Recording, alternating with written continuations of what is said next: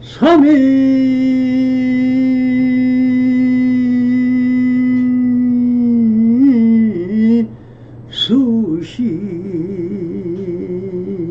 수심은 천재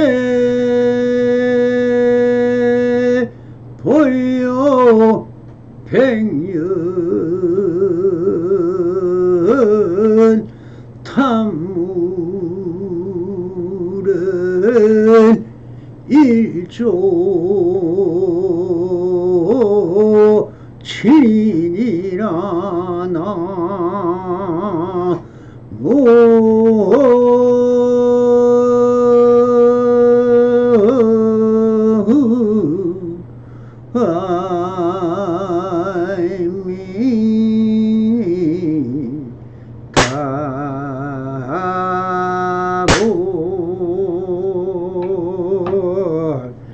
반갑습니다. 시방법계 편만하신 우리 불보살님들과 오늘도 이렇게 불불상응하옵니다.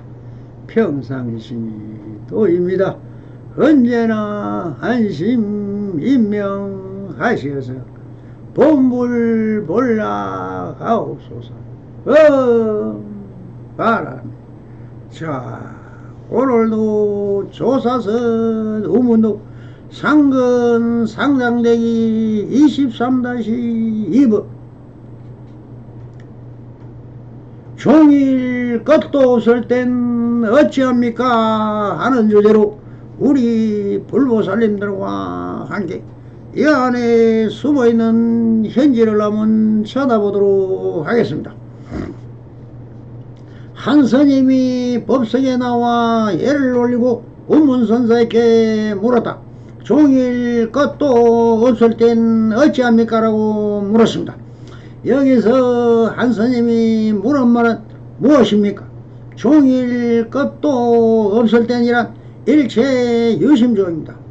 종일 한 생각이 일어날 땐 어찌합니까? 라고 묻고 있는 것입니다. 이것을 이야기해서 소소영양 지각하는 이것이 무엇인고 즉 이 먹고인 것이 됩니다. 이것은 바로 관화선입니다. 이런 물음이 그 당시에 일어나게 되었는데 이것은 선사들이 말씀하는 것을 화두삼아 그 말을 이심삼아 탐구하고 수행법으로 발전하게 되었습니다. 그러므로 오늘은 관화선에 대하여 좀 더 알아보기로 하겠습니다. 관화선의 특징. 중국의 선불교는 28대 조서의 달마대사에 위에 전해졌다. 그런데 달마대사가 중국에 전한 선은 순수한 인도의 관심선이었다. 하지만 그 이후에 차츰 중국적인 것으로 면모를 바꾸면서 체계화되어 갔다. 달마대사로부터 전승된 선이 육조 해능대사에 의해 중국선으로 정착하고 그 이후에는 여러 계파가 형성돼 9세기부터 11세기 사이에는 5가 7종이 생기나 선풍을 떠날리게 되었다. 이 중에는 남송 이후 조동종과 굉지 정각선사가 널리 편 묵조선과 임재종의 대종고선사가 확립한 관화선이 가장 대표적인 선풍이었다. 그러니 관화선은 대선사로부터 확립돼서 대선이라고 불린다. 관화선은 화두를 간하는 공부방법이다. 화두를 가지고 참선하는 것을 관화선이라고 한다. 즉 관화선이란 우주와 인생의 근본적인 문제를 불교적으로 규명해 나가는 데 있어서 화두라는 주제를 가지고 공부해 나가는 참선법이다. 관화에는 관은 주시하다 탐구하다는 뜻이다.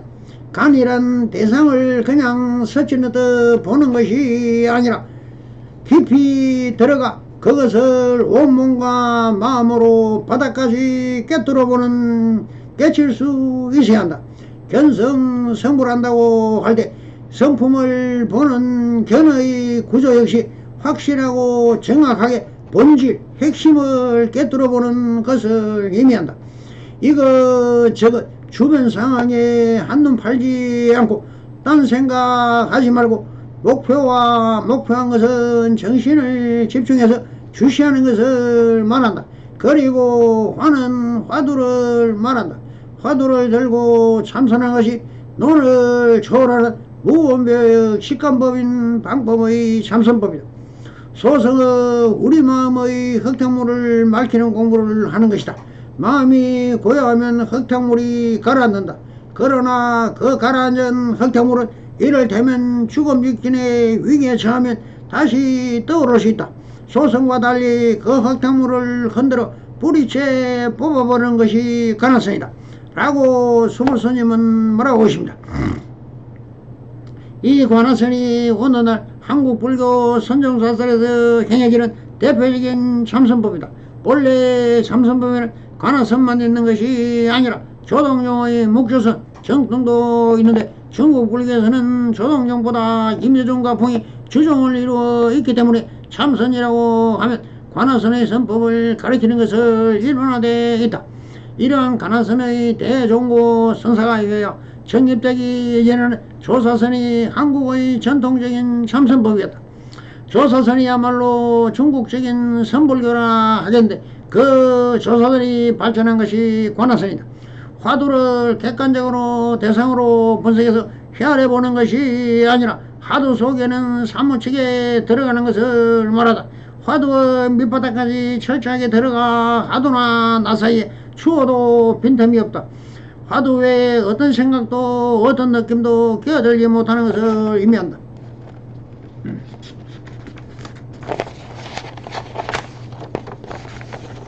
밤하늘에 떠있는 동그란 밝은 달처럼 온몸과 마음에 화두가 하나만 뚜렷이 걸려있는 모습을 상징한다.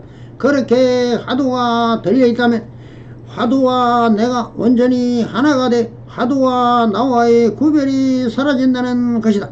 화두가 나요, 내가 화두일 정도로 드러나가는 것이다. 그래서 화두가 하자는 대로 몸과 마음이 움직이면 된다는 의미이다. 따라서 관화선 할 때의 관화는 화두가 마음의 중심의 자리 잡아 화두에 역력히 깨어있는 것을 말한다. 화두와 하나가 된 상태가 관화선이며 관화를 통한 선이 관화선이다. 그리고 여기서 일컫는 화두는 탐구해야 할 주제가 되는 응구, 즉 말이다. 그런데 말은 말이 돼 보통 말이 아니다.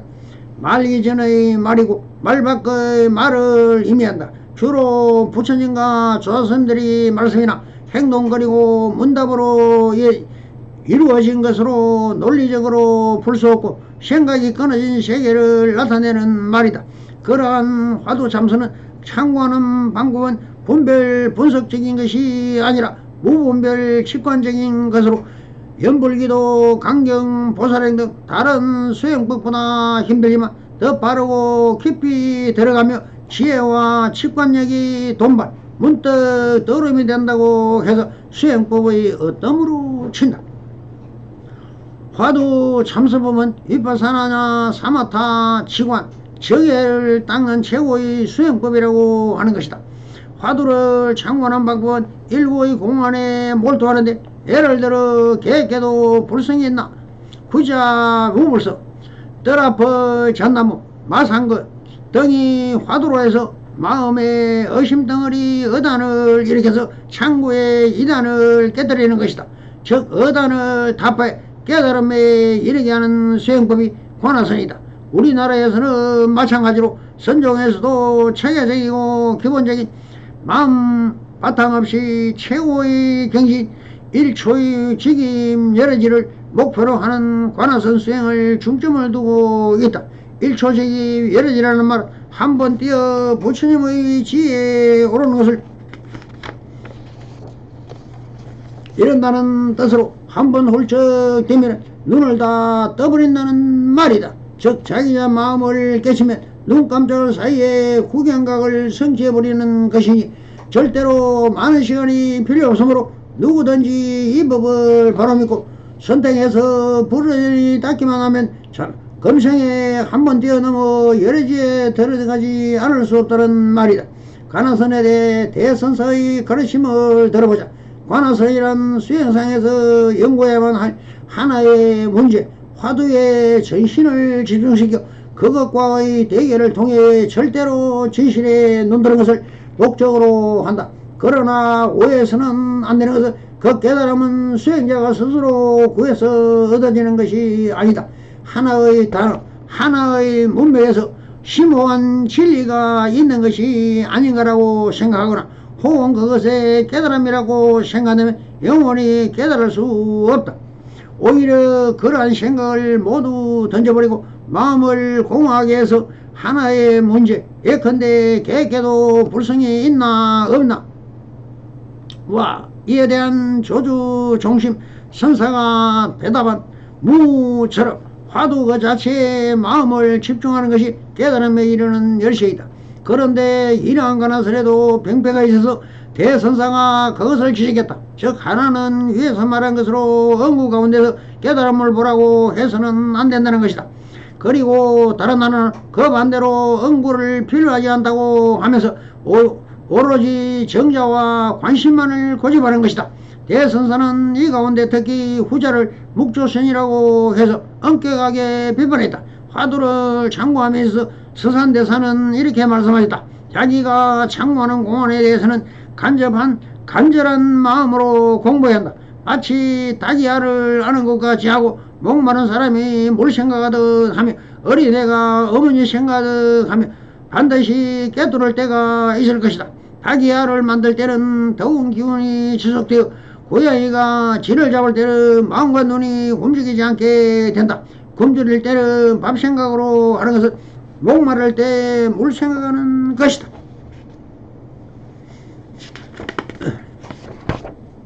어린애가 어머니를 생각하는 것은 모든 진심에서 우러난 것이고 억지로 지어서 내는 마음이 아니므로 간절할 것이다. 참선하는 데 대하 이렇듯 간절한 마음이 없이 깨친다는 것은 도저히 있을 수 없는 일이다라고 성각이 가면서 적고 있다. 그리고 다음은 한국 현대불교의 대선사이며 석가모니 이래 제70대 조상인 정강스님의 가르침이다. 화두를 잡고 있으면 처음에는 산화문소와 말처럼 마음대로 달아나고 망상잡념이 생기고 또 해태심까지 생긴다. 그러나 퇴전하지 말고 계속하고 또 계속해 용맹전진한다 하다 보면 반드시 화두라는 의심뭉치가 가슴에 꽉 차게 된다. 즉 늙은 쥐가 살두지를 파고 또 파면 반드시 그것을 뚫는 살을 먹게 되는 것과 같이 참선법도 역시 이와 같다.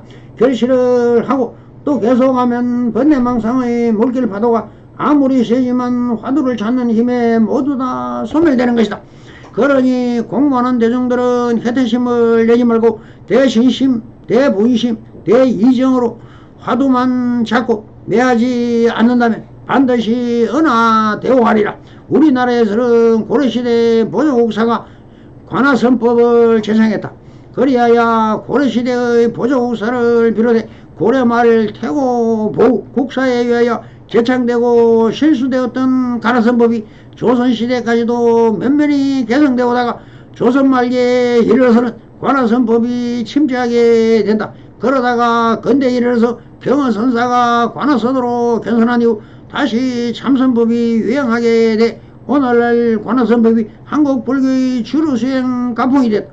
이러한 관아선은 특징에 대해 법무사의 무비스님은 선의 특질에 대하여 다음같이 7가지를 말했다.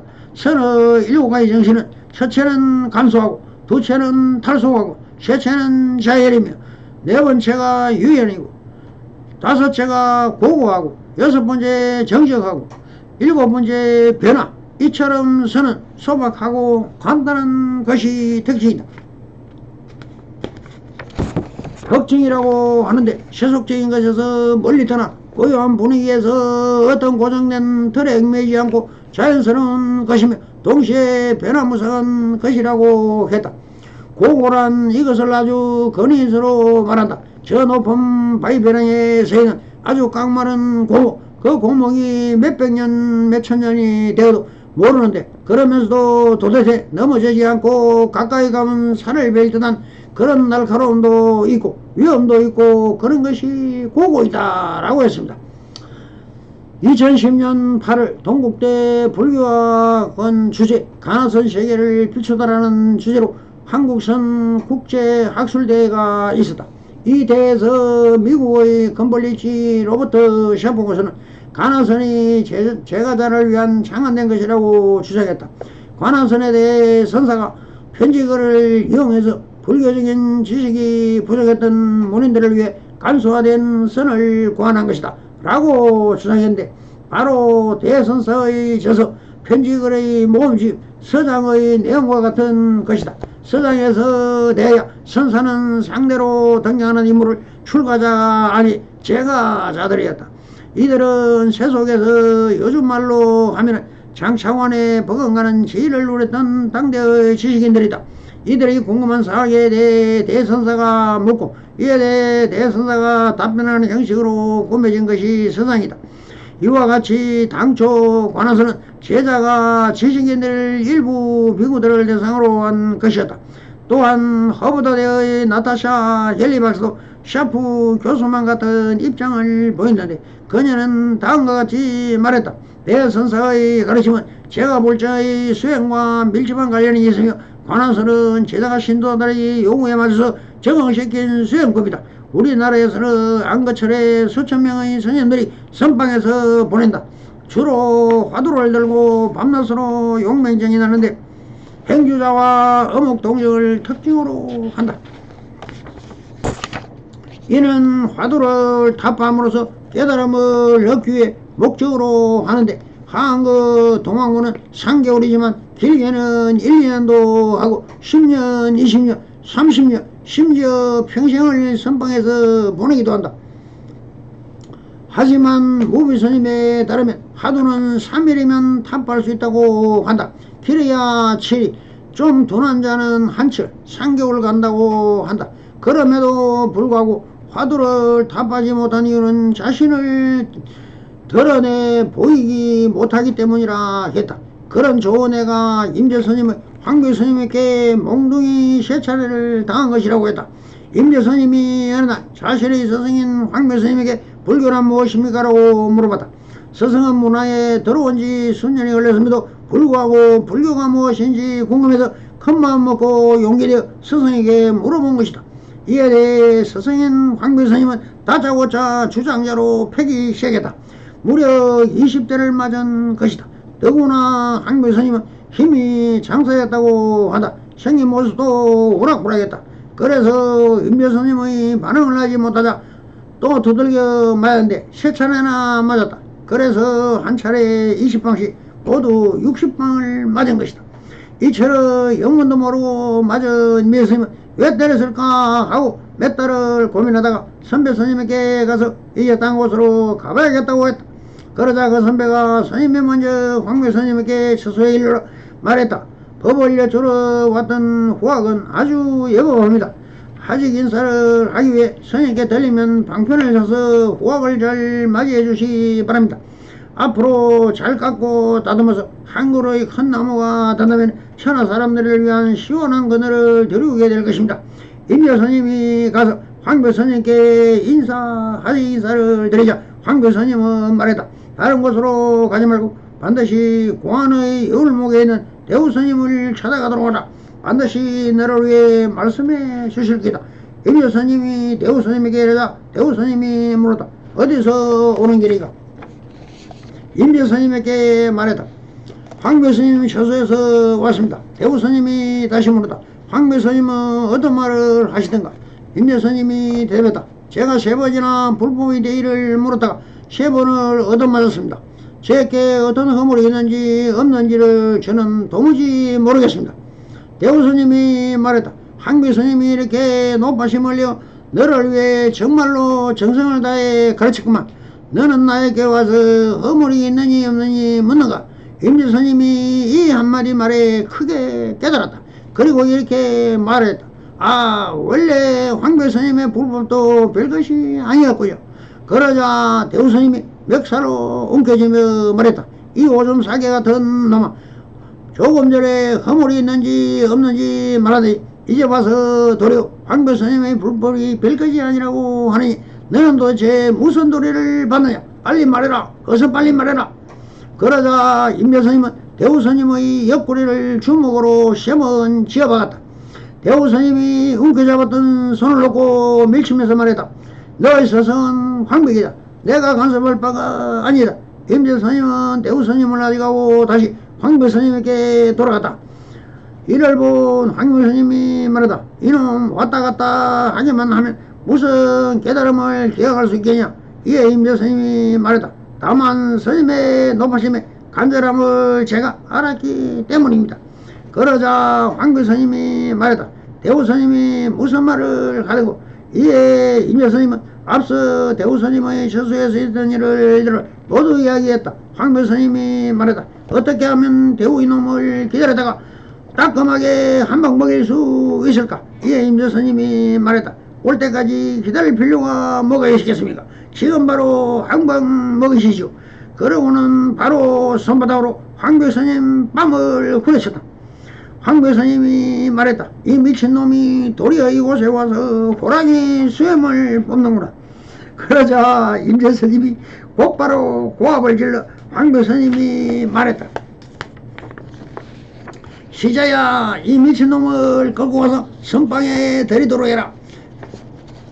그렇다면 왜 스승인 황백은 제자에게 반지성적이고 언어와 문자를 거부한 채 몽둥이질로 반응을 보인 것일까?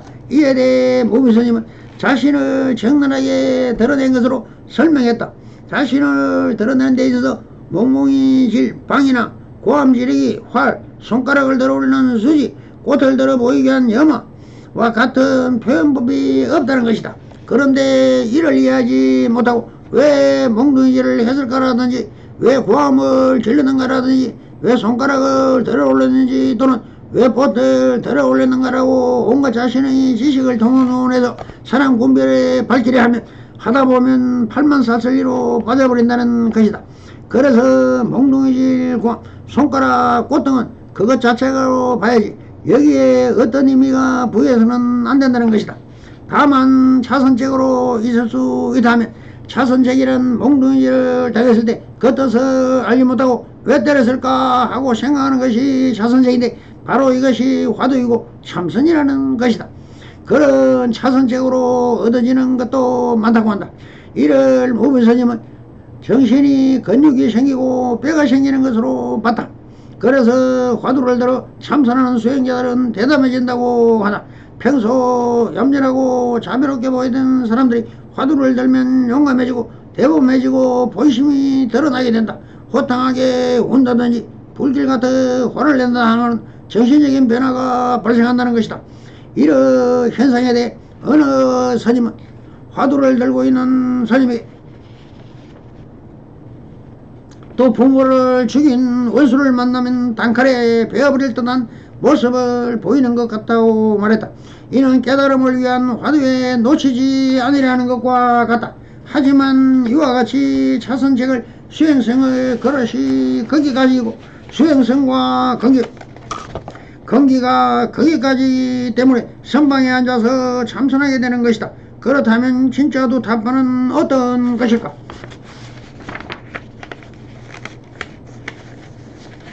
있는 그대로 드러내는 것이 화두라 한다. 황배 스님이 임재 스님께 대해 몽둥이질을 한 것도 있는 그대로를 드러낸 것으로 보는 것이다. 이를 이해 임재 스님이 대우 스님의 옆구리를 세 번 지어박은 액션을 취한 것도 있는 그대로의 현재를 드러낸 것으로 본다. 이처럼 있는 그대로를 드러내기 위해서 화두라는 방편을 사용하는데 몽둥이질을 했다면 왜 몽둥이를 했는가라고 사랑분비라면 이는 차선책으로 참선이 되지만 그 자리에서 깨친 나머지 다시 대받아쳐 할맞게 막 짱구를 쳐준다면 이는 형상이 있는 그대로임을 알아 화두가 탑보다는 것으로 본다. 따라서 부처님이 꽃을 들어 보였을 때 가슴처럼 웃으면 되는 것이다. 그 너머에 별다른 뜻이 있는 것이 아니고 그 꽃을 봄으로써 그 자리에서 더 이상 생각이 멈춰버리는 것을 말한다. 이는 1억짜리 수표를 잃어버렸을 때 하도 기가 막혀 더 이상 아무 생각이 나지 않는 것과 같은 이치이다. 왜 때렸을까 하고 온갖 아른마리를 동원해 사랑 분별하면 할수록 본의에 멀어지기 때문에 곧바로 현상에 알아차리는 것을 화두 타파이다. 이것이 바로 화두의 비밀이라고 한다고 해서 아미사는 적고 있다. 여기서 한 스님의 물음에 대하여 우문서는 이렇게 답을 합니다. 혐오한 깃털을 보아도 메아리가 없다. 이 말씀을 잘 권해 보아야 할 것입니다. 혐오한 깃털을 보아도라는 말씀은 그 어떠한 묘법을 보아도 그것은 좋은 말로 하면 반야지혜지만 그 반야지혜도 메아리가 보일 뿐 그 실상은 없다라고 하고 계십니다. 그런데 이 스님은 이해가 가지 않고 본래공에 개합되지 않아 무슨 이야기입니까? 라고 반문하고 있다. 그러니 고문사는 말하고를 날립니다. 설명하지 못한다. 그렇습니다. 소소영영 지각하는 이것이 찰나간에 사라져버린다는 뜻이다. 성불인연 맺었소서. 바람 감사합니다.